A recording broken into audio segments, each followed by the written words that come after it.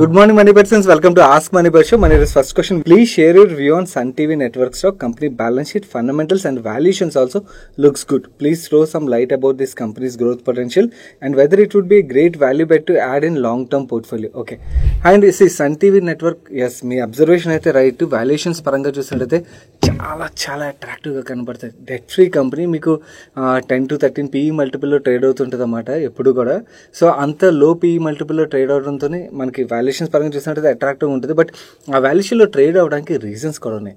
Reason ఏంటంటే మార్కెట్కి company రిలేటెడ్గా ఫ్యూ కన్సర్న్స్ అవుతున్నాయి. ఒకటి ఏంటంటే అసలు వీళ్ళు బ్యాలెన్స్ షీట్లో మీరు చూసినట్టయితే లాట్ ఆఫ్ క్యాష్ ఉంటుంది. రిజర్వ్స్ చూస్తే 9,800 కోట్ల రిజర్వ్స్ ఉన్నాయి. నవ్వు అంత అమౌంట్ ఉన్నది కదా, ఈ అమౌంట్తో కంపెనీ ఏం చేస్తుంది?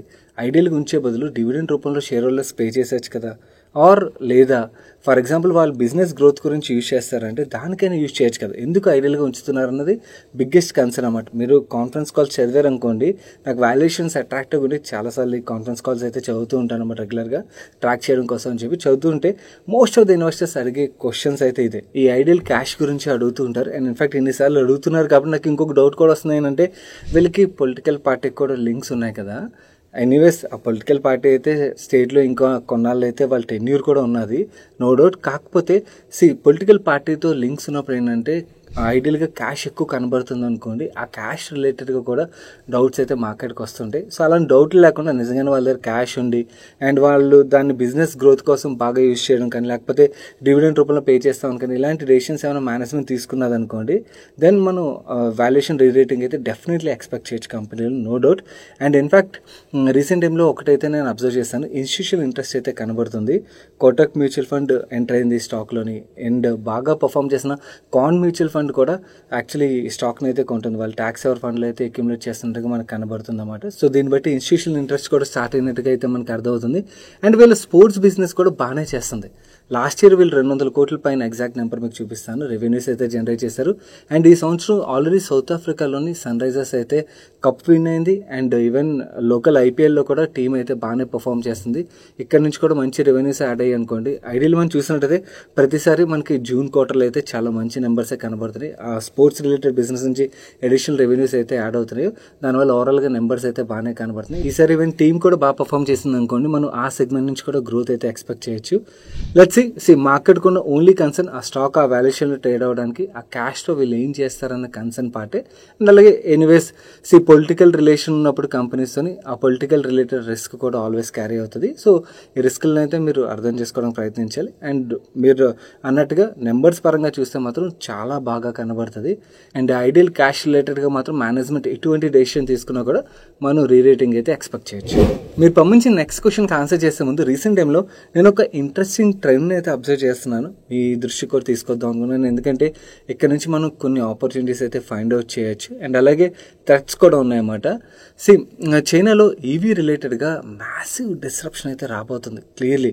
అండ్ ఆ చైనాలోనే కాదు, చైనాలో స్టార్ట్ అయ్యి వరల్డ్ మొత్తం అయితే రాబోతుంది. మీరు రీసెంట్గా షామీ లాంచ్ చేసిన ఈవీ కార్ చూసారా? చూడనట్టయితే నా ముందు ఇప్పుడు ప్లే చేయడానికి ప్రయత్నిస్తాను. ఒక ఫెంటాస్టిక్ మోడల్ని అయితే లాంచ్ చేస్తారు. అంటే బయటకు వచ్చాక ఎలా ఉంటుందో తెలియదు, చూడడానికి అయితే చాలా బాగుంది. అండ్ ఆ ప్రైస్ రేంజ్లోని వీళ్ళు ఏదైతే తీసుకొస్తున్నారో డెఫినెట్లీ మార్కెట్ని అయితే డిస్టర్బ్ చేస్తారని మనం అర్థం చేసుకోవచ్చు. ఈవెన్ BYD కూడా రీసెంట్గా ఒక అనౌన్స్మెంట్ చేసింది, వాళ్ళు $10,000 లోపలే వాళ్ళు ఈవీ కార్ని అయితే లాంచ్ చేయబోతున్నట్టుగా. ఈవెన్ జెనెట్ ఎలెన్ గారు కూడా రీసెంట్గా ఆవిడ ఒక కన్సర్న్ అయితే రేస్ చేశారు. చైనాలో ఏవైతే ఈవీస్ తయారవుతున్నాయో వాళ్ళ దగ్గర ప్రొడక్షన్ కెపాసిటీస్ చాలా లార్జ్ స్కేల్లో బిల్డ్ అయిపోయి ఉన్నాయి.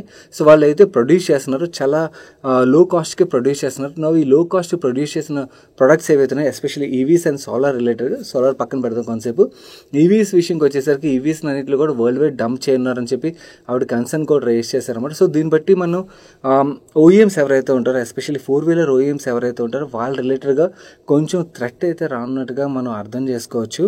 అండ్ మనకి మొబైల్ ఇండస్ట్రీలో ఎలాగైతే డిస్రప్షన్ జరిగిందో మీరు అబ్జర్వ్ చేసినట్టయితే స్మార్ట్ ఫోన్స్ రాకముందు నోకియా, బ్లాక్బెర్రీ ఇలాంటి బ్రాండ్స్ అన్నీ ఉండేవి. దాని తర్వాత చైనీస్ ఫోన్స్ ఎప్పుడైతే వచ్చాయో వాళ్ళు అలాంటి ఫీచర్స్ అన్ని కూడా తక్కువ ప్రైస్ పాయింట్లో లాంచ్ చేసేసరికి మార్కెట్ మొత్తం డిస్టర్బ్ అయిపోయింది. అప్పటి వరకు ఉన్న లీడర్స్ అందరూ మార్కెట్ నుంచి బయటకు వెళ్ళిపోయారు కదా. సేమ్ థింగ్ మనకి ఈవీలో కూడా జరుగుతుందన్న అయితే నాకు అనిపిస్తుంది. సో ఈ స్పేస్ని అయితే అబ్జర్వ్ చేస్తూ ఉండండి. ఇక్కడ మనకి కొన్ని డెఫినెట్లీ వీళ్ళ యాన్సిలరీస్ ఏవైతున్నాయో అక్కడ మనకు ఆపర్చునిటీ అయితే ఉన్నది. అండ్ అలాగే ఆటో ఓఈఎమ్స్ ఎవరైతే ఉన్నారో వాళ్ళ రిలేటెడ్గా కూడా థ్రెట్ అయితే బిల్డ్ అవుతున్నట్టుగా మనం అర్థం చేసుకోవచ్చు. సో కొంచెం కేర్ఫుల్గా ఆటో ఓఈఎమ్స్ రిలేటెడ్ కొంచెం కేర్ఫుల్గా వెళ్ళడం బెటర్. ఎందుకంటే క్లియర్లీ మన డేటా చదువుతున్నట్టయితే డిస్రప్షన్ అయితే స్టార్ట్ అయినట్టుగా మనకు క్లియర్లీ అర్థమవుతుంది. అండ్ ఇంకొక ఇంపార్టెంట్ విషయం చెప్పాలి.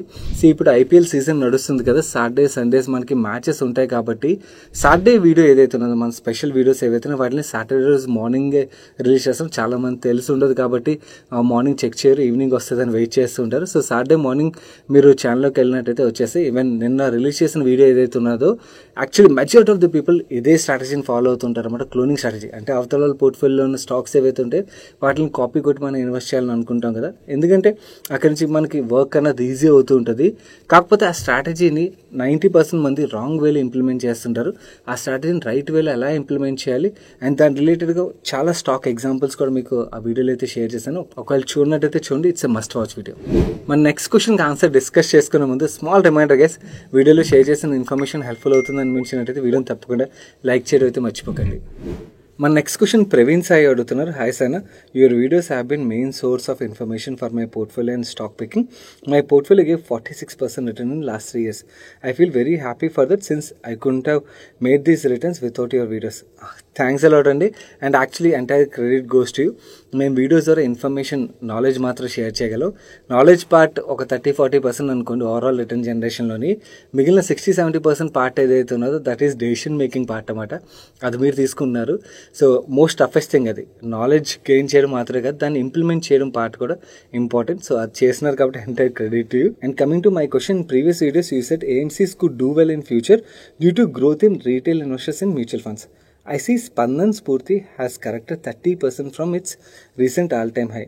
I already bought some shares at 1,000 rupees, but stock has fallen since then. Is it right time to add some more to portfolio or not?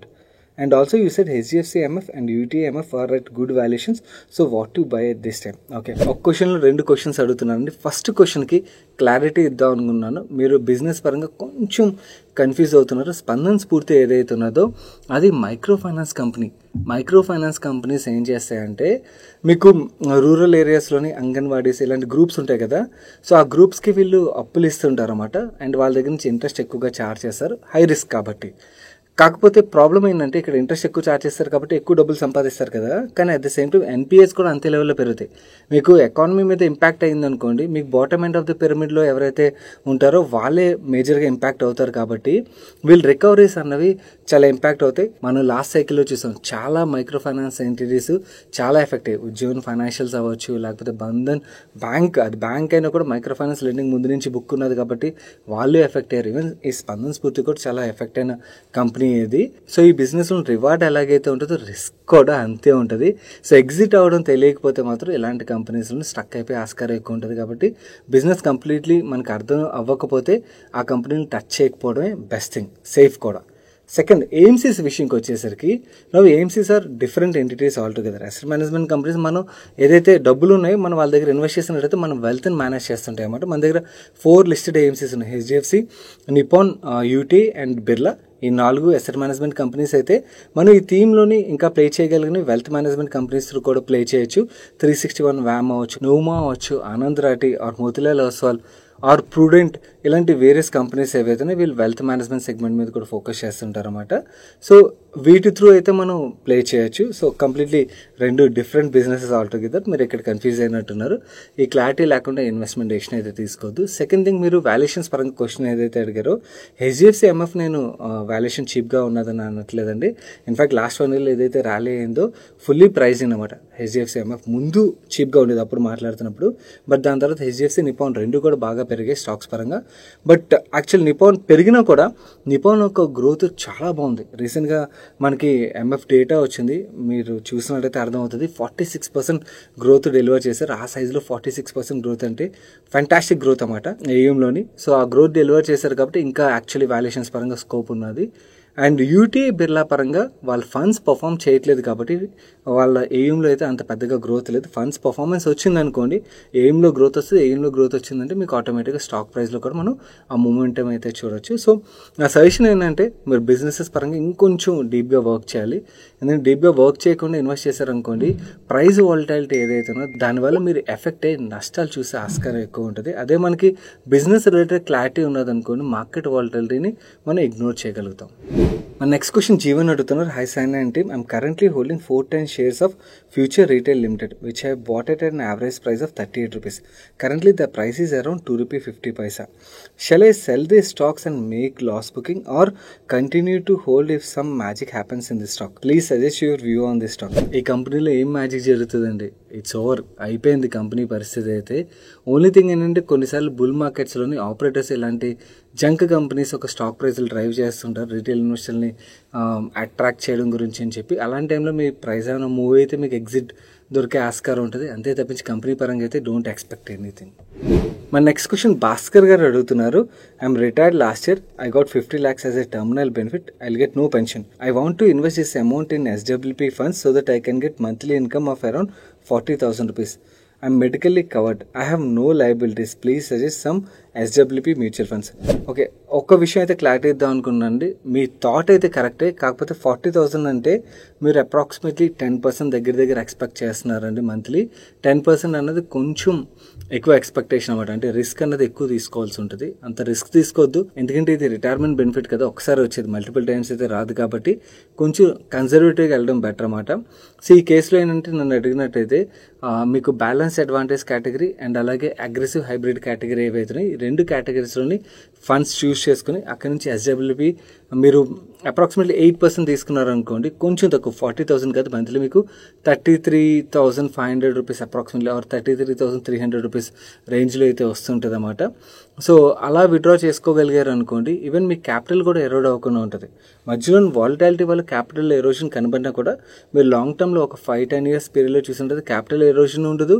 And అలాగే మీరు క్యాష్లో చేయొచ్చు. కొన్ని కేసుల్లో మీకు ఈవెన్ వెల్త్ క్రియేషన్ అంటే మీరు ఇన్వెస్ట్ చేసిన క్యాపిటల్లో కూడా కొంచెం స్లైట్ గ్రోత్ని కూడా చూడొచ్చు. So this is best option అని అడిగినట్టయితే. సెకండ్ క్వశ్చన్ విషయంకి వచ్చేసరికి, I have purchase Bajaj finance and Tata Elxsi. Now both the stocks corrected from its highs. I could not exit Tata Elxsi when you have exited. Please share your view. రెండు good companies అండి, but fully praise in companies. And Bajaj finance విషయంకి వచ్చేసరికి ఈ స్పేస్లో కొత్త competitors కూడా, strong competitors రావడం వల్ల మీకు ప్రైస్ అప్రిషియేషన్ అయితే రీసెంట్ టైంలో అంత పెద్దగా ఎక్స్పెక్ట్ చేయొద్దు. అండ్ వాళ్ళ కొత్త ఐపీఓ వస్తుంది, ఐపీఓకి ఏమైనా చాలా మంచి డిమాండ్ కనబడింది అనుకోండి, ఆటోమేటిక్గా కొంచెం వరకు ఆ టైంలో మీకు ప్రైస్ రిలేటెడ్ కొంచెం మూమెంటం అయితే చూడొచ్చు. టాటా ఎల్ఎక్సీ విషయంకి వచ్చేసరికి దే హ్యావ్ డెఫినెట్లీ ఎడ్జ్ అన్నమాట ప్రొడక్ట్ రిలేటెడ్గా. సో బిజినెస్ అయితే గ్రో అవుతుంది, కానీ వాల్యుయేషన్స్ పరంగా మాట్లాడుకుంటే fully praise in stock even correct అయిన తర్వాత కూడా. Third question, please share your view on VIP industries and Gravita India. Okay, VIP is where actually interesting things are happening అండి. విఐపి విషయంకి వచ్చేసరికి ఇంతకుముందు VIP was doing really well. కాకపోతే ఎప్పుడైతే సుధీర్ చాటే గారు ఆయన విఐపి నుంచి రిజైన్ చేసి సఫారీకి వెళ్ళిపోయారో, విఐపి తన చామ్ కోల్పోయింది. అండ్ గ్రాడ్యువల్లీ వాళ్ళ మార్కెట్ షేర్ కూడా కోల్పోతూ వస్తున్నారు కదా. నౌ రీసెంట్గా వాళ్ళు ఒక ప్రెజెంటేషన్ రిలీజ్ చేశారు. అండ్ మేనేజ్మెంట్లో వాళ్ళు చాలా చేంజెస్ అయితే తీసుకొచ్చారు. అండ్ ఆ ప్రెజెంటేషన్ వాళ్ళు ఏం చెప్తున్నారంటే, ఏదైతే మార్కెట్ షేర్ కోల్పోయారో ఆ మార్కెట్ షేర్ రీగెయిన్ చేయడానికి కంప్లీట్లీ గ్రౌండ్ లెవెల్ వర్క్ అయితే చేసినట్టుగా చెప్తున్నారు. చాలా డిస్ట్రిబ్యూటర్ మీట్స్ ఇవన్నీ కూడా కండక్ట్ చేసినట్టుగా చెప్తున్నారు. చాలా మంది డిస్ట్రిబ్యూటర్స్ వీళ్ళతో అసోసియేట్ అయి ఉన్నారు, కానీ యాక్టివ్గా లేరు. ఇంతకుముందు వీళ్ళ ప్రొడక్ట్స్ సెల్ చేసేవారు, కానీ ఇప్పుడు వీళ్ళ ప్రొడక్ట్స్ కాకుండా కాంపిటేటర్స్ చాలా మంది వచ్చారు కాబట్టి వాళ్ళు సెల్ చేస్తున్నారు. మళ్ళీ అగైన్ ఈ డిస్ట్రిబ్యూషన్ అయితే రీయాక్టివేట్ చేసినట్టుగా అయితే మేనేజ్మెంట్ కామెంట్ చేస్తున్నారు. వాళ్ళు చెప్పిన విధంగా ఒకవేళ చేయగలిగినట్టయితే మాత్రం డెఫినెట్లీ మనకి సఫారీతో కంపేర్ చేసినట్టయితే పెద్దగా పెరగలేదు కాబట్టి మనకి స్టాక్ ప్రైస్లో అయితే మూమెంటం చూడొచ్చు. లెట్స్ సీ మేనేజ్మెంట్ ఏదైతే చెప్తున్నారో దాన్ని నిజంగా ఇంప్లిమెంట్ చేస్తున్నారో లేదన్నది కమింగ్ క్వార్టర్స్ రెగ్యులర్గా ట్రాక్ చేస్తున్నట్టయితే అర్థమైపోద్ది. This is where interesting things are happening. Coming to Gravita విషయంకి వచ్చేసరికి వెరీ గుడ్ కంపెనీ అండి, కానీ అగైన్ కంటిన్యూస్ గ్రోత్ స్టాక్ ప్రైస్లో అయితే మనం గ్రోత్ చూస్తున్నాం. అండ్ నెంబర్స్ కూడా జస్టిఫై చేస్తున్నాయి. మీకు Bajaj Tata LXI kind of situation కాదు, కానీ అట్ ది సేమ్ టైం మీకు వాల్యుయేషన్స్ రిలేటెడ్గా ఏమైనా రీరేటింగ్ ఎక్స్పెక్ట్ చేయొచ్చు అంటే అలాంటిది ఏమి ఎక్స్పెక్ట్ చేయలేరు. వీళ్ళు బిజినెస్లో గ్రోత్ డెలివర్ చేసినట్టయితే మీకు స్టాక్ ప్రైస్లో కూడా గ్రోత్ అయితే కనబడుతుంది. సండే ఫండే సజెషన్ విషయంకి వచ్చేసరికి ఒక ఇంట్రెస్టింగ్ ఫిల్మ్ అయితే సజెస్ట్ చేస్తాను. ప్రైమ్లోని బ్లాక్బెర్రీ స్ట్రీమ్ అవుతుంది. BlackBerry we use their handsets right. ఒక టైంలోని వెరీ వెరీ స్ట్రాంగ్ మూట్ ఉన్న కంపెనీ, అలాంటి మూట్ ఉన్న కంపెనీ ఇప్పుడు అసలు మార్కెట్లోంచి వెళ్ళిపోయింది. ఎలా కొలాప్స్ అయిపోయింది అన్నది మీకు బాగా చూపించారన్నమాట. చూడండి, అంటే బిజినెసెస్ పరంగా మనకు ఒక క్లారిటీ అయితే వస్తుంది. కొన్నిసార్లు మనం బ్లైండ్గా నేను 15 years 20 years ఏదైనా కంపెనీలో ఇన్వెస్ట్ చేసేస్తానని చెప్పి మనం డెసిషన్స్ తీసుకుంటాం. కానీ ఇలాంటి ఈవెంట్స్ జరిగినప్పుడు అలా మనం టైం లైన్ పెట్టుకుని అయితే ఇన్వెస్ట్ చేయడానికి అవ్వదు. మనం ఎప్పటికప్పుడు ఏదైతే న్యూ రిస్క్లు వస్తుంటే వాటిని అసెస్ చేస్తూ ఉండాలి. దాన్ని మనకి అలర్ట్ చేయడానికి అయితే డెఫినెట్లీ ఇలాంటి కంటెంట్ చూసినప్పుడు మనకి వాటి రిలేటెడ్గా కూడా ఒక ఐడియా అయితే వస్తుంది. My next question PRP 1293 అనే హ్యాండిల్ నుంచి వచ్చింది. Thanks a lot for giving financial knowledge. Your videos are very helpful to investors, particularly poor people. Most welcome అండి. 10 years పీరియడ్లో 21% CAGRతో గ్రో అవ్వాలంటే ఏది better, mutual funds or stocks? Mutual funds అయితే ఏవి, స్టాక్స్ అయితే ఏవి సెలెక్ట్ చేసుకోవాలి? Please suggest me. First thing అండి, ఇవన్నిటి కన్నా కూడా మీ రిటర్న్ ఎక్స్పెక్టేషన్ ఏదైతే ఉందో దాన్ని అయితే తగ్గించుకోవాలి. 21% అన్నది చాలా చాలా high return expectation. Last 4 to 5 yearsగా బుల్ మార్కెట్లో ఉన్నాం కాబట్టి మీకు ఆ రిటర్న్స్ అయితే కనబడుతున్నాయి మీ పోర్ట్ఫోలియోస్లోని. సో అలాంటి రిటర్నే మీకు 10 year పీరియడ్లో ఉంటుందా అంటే నేనైతే అంత ఎక్స్పెక్ట్ చేయట్లేదు. ఐడియల్ రిటర్న్ ఎక్స్పెక్టేషన్ మనం ఎస్పెషల్లీ మ్యూచువల్ ఫండ్స్ నుంచి అయితే 12 to 13% అయితే ఎక్స్పెక్ట్ చేయొచ్చు. స్టాక్స్ పరంగా మనం మాట్లాడుకోవాలంటే ఇంకొంచెం ఎక్స్పెక్ట్ చేయొచ్చు ఎడిషనల్గా, ఎందుకంటే రిస్క్ అనేది ఎడిషనల్గా తీసుకుంటారు కాబట్టి. కాకపోతే మనం రిటర్న్ ఎక్స్పెక్ట్ చేసాం కదా అని చెప్పి మీరు కొన్న స్టాక్స్కి అయితే తెలియదు కదా మీకు అంత రిటర్న్ డెలివర్ చేయాలని చెప్పి. సో ఆ వాలటాలిటీ అయితే ఉంటుంది. స్టాక్స్ పరంగా ఓన్లీ మనం కంపెనీస్ రిలేటెడ్గా అర్థం చేసుకోవడం మాత్రమే కాదు, బిహేవియర్ రిలేటెడ్గా ఇవన్నీ కూడా మనం కంప్లీట్లీ వెల్ ఎక్విప్డ్ అయినప్పుడు స్టాక్స్ నుంచి అయితే బెటర్ రిటర్న్స్ అయితే సంపాదిస్తాం. అప్పటి వరకు మాత్రం స్టాక్స్ని టచ్ చేయకపోవడం బెటర్. అండ్ మీ కేసు విషయంకి వచ్చేసరికి ఇంకా మీ క్వశ్చన్ బట్టి అయితే క్లియర్గా అర్థమవుతుంది. మీరు మార్కెట్ రిలేటెడ్గా చాలా నేర్చుకోవాలి. కొంచెం ఫస్ట్ నన్ను అడిగితే దాని మీద టైం స్పెండ్ చేయండి అండ్ ఇనిషియల్గా మ్యూచువల్ ఫండ్స్ స్టార్ట్ చేయండి అండ్ రిటర్న్ ఎక్స్పెక్టేషన్ తగ్గించుకోండి. ఎందుకంటే ఈ రిటర్న్ ఎక్స్పెక్టేషన్తో అన్నెసరీ అబ్నార్మల్ రిస్క్ తీసుకుని మేబీ క్యాపిటల్ పోయే ఆస్కారం కూడా ఎక్కువగా ఉంటుంది. మా నెక్స్ట్ క్వశ్చన్ జూనో ప్రవీణ్ అనే హ్యాండిల్ నుంచి వచ్చింది. Need some urgent info money purse team. MWP is only for spouse are kids also we need to enable.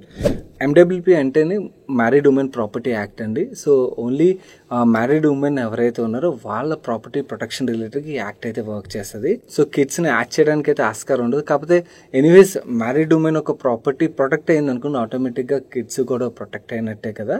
And చాలామంది ఇంకొక డౌట్ అడుగుతారు MWP రిలేటెడ్గా. నేను ఆల్రెడీ టర్మ్ ప్లాన్ తీసుకున్నాను, నేను ఇప్పుడు MWPని యాడ్ చేసుకోవడానికి అవుతుందా అని. అవ్వదండి.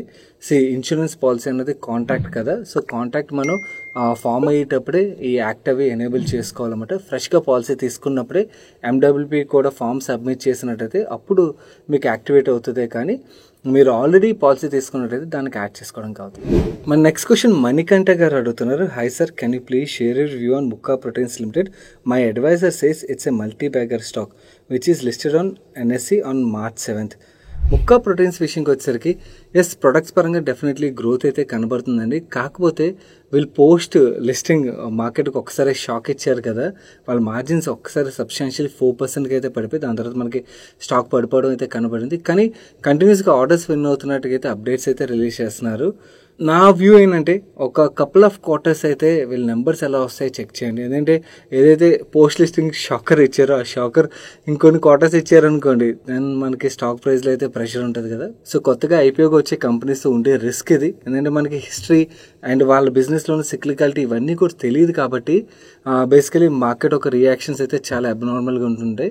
సో ఆ టైంలో మళ్ళీ మీరు అన్నెసరీ హెస్టీ డెసిషన్స్ తీసుకునే కన్నా కూడా కొన్నాళ్ళు నెంబర్స్ ఒక ప్యాటర్న్ ఇవన్నీ అర్థం చేసుకున్న డెసిషన్ తీసుకోవడం బెటర్. ఆర్ బిజినెస్ పరంగా మీరు కంప్లీట్లీ అర్థం చేసుకోవాలంటే మన ఐపీఓ వీడియో చూడండి ఒకసారి, మీకు బిజినెస్ పరంగా అయితే కంప్లీట్ క్లారిటీ అయితే వస్తుంది. అందులోని ఈవెన్ రిస్కులు కూడా కవర్ చేశాను. ఆ రిస్కుల గురించి కూడా తెలుసుకోవడం ఇంపార్టెంట్. బిజినెస్ గ్రోత్ మాత్రమే కాదు, కంప్లీట్ మీకు క్లారిటీ వచ్చి ఇంట్రెస్టింగ్ అనిపిస్తే then you can take you call. మన నెక్స్ట్ క్వశ్చన్ అశోక్ గారు అడుగుతున్నారు. Thank you MoneyPurse team for sharing knowledge. Gokaldas export share has been following continuously from recent price range. It has fallen more than 20%. Is it good time to add more quantity or just wait and watch? How are the fundamentals of the stock? మీకు fundamentals పరంగా అయితే view share చేయగలనండి. By చేయాలో వద్దా అన్నది మీ decision. Company పరంగా నా view అయితే one of the quality management, best quality management run చేసిన టాప్ క్వాలిటీ టెక్స్టైల్ కంపెనీ అయితే ఇది. అండ్ వాళ్ళు రీసెంట్ ఎక్విజిషన్స్ అవ్వచ్చు, ఇవన్నీ కూడా దే రియలీ గుడ్. అందుకనే మనకి స్టాక్లో అయితే అంత మంచి గ్రోత్ అయితే చూసాం. అండ్ వాలటాలిటీ అంటారా, అంత బాగా గ్రో అయినప్పుడు మీకు వాలటాలిటీ అయితే కంటిన్యూస్గా ఉంటుంది. ఈవెన్ టెక్స్టైల్ రిలేటెడ్ డేటా ఏవైతే వస్తున్నాయో నెగిటివ్ నెగిటివ్ డేటా వచ్చినప్పుడల్లా పడుతుంటుంది, మళ్ళీ వీళ్ళు నెంబర్స్ రావడం, మేనేజ్మెంట్ కామెంటరీ రావడం, లేకపోతే వీళ్ళు ఇంకేమైనా ఎక్విజిషన్ చేయడం, ఇలాంటి వాటితో మళ్ళీ అగైన్ స్టాక్ పైకి మూవ్ అవడం అయితే చూస్తుంటాం అన్నమాట. వెరీ గుడ్ కంపెనీ పరంగా fundamentally strong company. And valuations పరంగా మాట్లాడుకుంటే డెఫినెట్లీ చీప్ వాల్యుయేషన్లో ట్రేడ్ అవుతున్న స్టాక్ అయితే కానే కాదు. మనం ఈ కంపెనీ గురించి మాట్లాడుకునే టైంలోని అప్పట్లో మార్కెట్లో పెద్దగా ఈ కంపెనీ రిలేటెడ్గా బజ్ ఉండేది కాదు, కాబట్టి ఆ టైంలో అయితే చీప్ వాల్యుయేషన్లో ఉండేది. బట్ దాని తర్వాత చాలా అనలిస్టులు అయితే కవర్ చేయడం స్టార్ట్ చేశారు. ఈవెన్ గ్రోయింగ్ ఇన్స్టిట్యూషనల్ యాక్టివిటీ కూడా ఈ కంపెనీలో అయితే మనం చూడొచ్చు. ఎఫ్టీఐ అగ్రిమెంట్ ఏమైనా త్వరగా క్లోజ్ అయింది అనుకోండి, దాన్ని డెఫినెట్లీ ఎంటైర్ టెక్స్టైల్ ఇండస్ట్రీకే ఒక ఎడిషనల్ గ్రోత్ వస్తుంది. కాబట్టి ఓవరాల్గా సైజ్ పెరిగిపోతుంది, కాబట్టి ఇప్పుడు ట్రేడ్ అవుతున్న వాల్యుయేషన్స్ ఇంకా చీప్గా కనబడే ఆస్కారం ఉంటుంది. Again we can expect good growth అన్నమాట. అండ్ ఇన్ఫాక్ట్ ఈ స్టాక్లోనే కాదు, ఒకవేళ ఎఫ్టీఐ అగ్రిమెంట్ సైన్ అయినట్టయితే మీకు చాలా టెక్స్టైల్ కంపెనీస్లో అయితే మంచి గ్రోత్ ఎక్స్పెక్ట్ చేయొచ్చు. అండ్ ఇన్ఫాక్ట్ టెక్స్టైల్ కంపెనీస్ పరంగా ఫోకస్ చేయాలనుకున్నట్టయితే మీకు ఇంకా గుడ్ క్వాలిటీ మేనేజ్మెంట్స్ రన్ చేస్తున్న చాలా కంపెనీస్ రీజనబుల్ వాల్యుయేషన్లో ట్రేడ్ అవుతున్నవి అయితే చాలానే ఉన్నాయి. ఒకసారి మన టెక్స్టైల్ థీమ్ వీడియో చూడండి, మీకు అక్కడ అలాంటి కంపెనీస్ ఒక పేర్లన్నీ దొరుకుతాయి. ఫర్దర్గా వర్క్ చేసి మీ డెసిషన్ తీసుకోవచ్చు. మన నెక్స్ట్ క్వశ్చన్ సమర్ రెడ్డి గారు అడుగుతున్నారు. యాక్చువల్ క్వశ్చన్ కాదు, మన వ్యూవర్స్ని అయితే అలర్ట్ చేయడానికి చాలా రోజుల నుంచి ఆయన ప్రయత్నిస్తున్నారు. కంటిన్యూస్గా ఈ కామెంట్ అయితే చేస్తున్నారు. కాకపోతే చాలామందికి ఐడియా ఉండుంటుంది కదా అని చెప్పి పిక్ చేయలేదు. కాకపోతే ఆయన అన్నిసార్లు చెప్తున్నారు కదా, ఎంతో కొంతమంది అయినా సేవ్ చేయడానికి అయితే హెల్ప్ఫుల్ అవుతుందని చెప్తున్నాను. ఆయన రాసిన క్వశ్చన్ అంటే, మన తెలుగు స్టేట్స్లో రైస్ పుల్లింగ్ స్కామ్ చాలా అగ్రెసివ్గా జరుగుతుంది. కొంతమంది ₹1,00,000 ఇన్వెస్ట్ చేస్తే ₹1,00,00,000 ఇస్తామని చెప్తున్నారు. వాళ్ళ దగ్గర ఏదో మెటీరియల్ ఉన్నది, ఆ మెటీరియల్ ఒక వాల్యూ కొన్ని కోట్లుగా చెప్పి చాలా మందిని అయితే మోసం చేస్తున్నారని చెప్తున్నారు. గైస్, ఇలాంటి పాంజీ స్కీములను అయితే నమ్మొద్దు. ఎందుకంటే షార్ట్ కట్లో డబ్బులు వస్తాయని ఎవరైనా చెప్పారంటే డెఫినెట్లీ అది పెద్ద ట్రాప్ అయితే అవుతుంది. మీరు రెగ్యులేటర్స్ అప్రూవ్ చేసిన ప్రొడక్ట్స్ ఏవైతున్నాయో వాటిని మాత్రమే టచ్ చేయండి. ఎందుకంటే అక్కడ వాలిటాలిటీ ఉన్నా కూడా మీరు నష్టపోరు. ఇలాంటి పాంజీ స్కీమ్లో వాళ్ళ స్ట్రాటజీ ఎలా ఉంటుందంటే, ఒకళ్ళిద్దరు మనకు తెలిసిన వాళ్ళు ఎవరైతే ఉన్నారో వాళ్ళు డబ్బులు సంపాదించినట్టుగా చూపిస్తుంటారు. ఇదనే కాదు, వేరే పాంజీ స్కీమ్లో చేసేది అదే. ఒకళ్ళిద్దరు డబ్బులు సంపాదించినట్టుగా చూపిస్తారు, వాళ్ళు సంపాదించగానే మిగిలిన వాళ్ళు అందరూ అట్రాక్ట్ అయిపోతారు కదా. వాళ్ళందరూ ఎప్పుడైతే అట్రాక్ట్ అయ్యి ఇన్వెస్ట్ చేస్తారో మొత్తం డబ్బులు కలెక్ట్ అయ్యాక వీళ్ళు జంప్ కూడా వేస్తుంటారు అనమాట. సో అందు గురించని ఇలాంటి షార్ట్ కట్లో డబ్బులు వస్తాయని ఎటువంటి స్కీమ్ అయినా కూడా నమ్మొద్దు, ఇగ్నోర్ కొట్టేయండి. రెగ్యులేటర్స్ అప్రూవ్ చేసిన ప్రొడక్ట్స్ ఏవైతే ఉన్నాయో వాటిని మాత్రం టచ్ చేయండి, అవే సేఫ్. మన నెక్స్ట్ క్వశ్చన్ లావణి గారు అడుగుతున్నారు. My family monthly long term portfolio, husband and wife ఇద్దరు పోర్ట్ఫోలియో ఎలొకేషన్స్ ఇచ్చారన్నమాట, ఫండ్ పేర్లతో సహా. అన్ని గోల్స్కి అయితే ఈ ఫండ్స్ని అయితే సెలెక్ట్ చేసుకున్నాం. ఏజ్ విషయంకి వచ్చి 34 years అండ్ ఒక కిడ్ ఉన్నట్టుగా చెప్తున్నారు. లార్జ్ క్యాప్లో 27% ఎలొకేషన్, ఫ్లెక్సీలో 12%, స్మాల్ క్యాప్లో 15%, ఏఎల్ఎస్ఎస్లో 6%, డెట్లో 30%, గోల్డ్లో 5%, రీట్లో 5% ఎలొకేట్ చేస్తున్నట్టుగా చెప్తున్నారు. Not confident about debt mutual fund allocation, want to reduce and please suggest which category to add and is the allocation is correct. Allocation wise వచ్చేసరికి fine అండి, no problem. Debt విషయంకి వచ్చేసరికి మీరు emergency fund ఏదైతే ఉందో దాన్ని ఇక్కడ park చేస్తున్నట్టయితే మాత్రం me at least 3 months 6 months expense వరకు అయితే మాత్రం మెయింటైన్ చేయండి. అండ్ దానిపైన ఎక్సెస్ ఉన్నదనుకోండి, మీ ఏజ్ బట్టి చూసినట్టయితే డెట్లోనే అంత హై ఎలొకేషన్ ఇవ్వాల్సిన అవసరం లేదు అన్నది నా వ్యూ. సో డెట్లో ఇచ్చేదానికన్నా కూడా ఎలొకేషన్ మీరు ఫ్లెక్సీలో కొంచెం పార్ట్, స్మాల్ క్యాప్స్లో కొంచెం పార్ట్, అందులో కొంచెం పార్ట్ థీమ్స్ కూడా యాడ్ చేయొచ్చు. అంటే మీకు ఒకవేళ థీమ్స్ రిలేటెడ్గా అండర్స్టాండింగ్ ఉన్నదనుకోండి, అడిషనల్ ఆల్ఫా అయితే క్రియేట్ చేయొచ్చు. నేనైతే పర్సనలీ ఫాలో అయ్యేది ఇదే అన్నమాట. నా ఆల్ఫా నేను ఇంతకుముందు mid and small caps through ఎక్కువగా ప్లే చేసేవాడిని. బట్ రీసెంట్ టైంలో ఎప్పుడైతే మిడ్ అండ్ స్మాల్ క్యాప్స్ బాగా ర్యాలీ అయిపోతుందో మార్కెట్ ఇగ్నోర్ చేస్తున్న థీమ్స్ ఏవైతే అలాంటివి పిక్ చేస్తుంటాను అనమాట. సో అక్కడ మనం ఒక 10%, 15% based on risk update allocation ఇచ్చినట్టయితే we can create additional alpha in our portfolio అనమాట. సో అండ్ 30% డెట్లో ఉన్నది కదా, కంప్లీట్లీ కంటిన్యూన్సీ మనీ పరంగా ఆర్ మీరు ఇంకేమైనా షార్ట్ టర్మ్లో గోల్స్ పరంగా అందులో పార్క్ చేసినట్టయితే మాత్రం వాటిలో అలా కంటిన్యూ చేయడమే బెటర్ అనమాట. అలా కాకుండా ఇది మీ overall long term portfolio part కింద డెట్లో మీరు అంత పర్సెంటేజ్ ఎలొకేట్ చేసినట్టయితే మాత్రం రెడ్యూస్ చేసుకోవడం would be the best option. So that's it for today's ask money purse show guys. ఈ వీకెండ్లోని మన 2 ఛానల్స్ సాయిపత్రి టాక్స్ అండ్ అలాగే మన మనీ పర్స్ ఛానల్ రెండింటిలోని చాలా ఇంట్రెస్టింగ్ వీడియోస్ అయితే రిలీజ్ చేసాం, ఫ్రైడే అండ్ అలాగే సాటర్డే రోజు. ఒకవేళ చూడనట్టయితే మస్ట్ వాచ్ వీడియోస్ అవి. ఎస్పెషలీ క్లోనింగ్ స్ట్రాటజీ ఫాలో అయ్యే ఇన్వెస్టర్స్ ఎవరైతే ఉంటారో వాళ్ళు చూడాల్సిన వీడియో, చూడకపోతే తప్పకుండా చూడండి. అండ్ అలాగే వీడియోని ఇప్పటికి లైక్ చేయనట్టయితే వీడియోని లైక్ చేసి మీ ఫ్రెండ్స్ అండ్ ఫ్యామిలీ మెంబర్స్కి ఈ వీడియో హెల్ప్ఫుల్ అవుతుందంటే వాళ్ళకి తప్పకుండా షేర్ చేయండి. నేను సాయి కృష్ణ పత్రి మరొక మంచి వీడియోతో మీ ముందుకు వస్తాను. Till then bye bye, take care.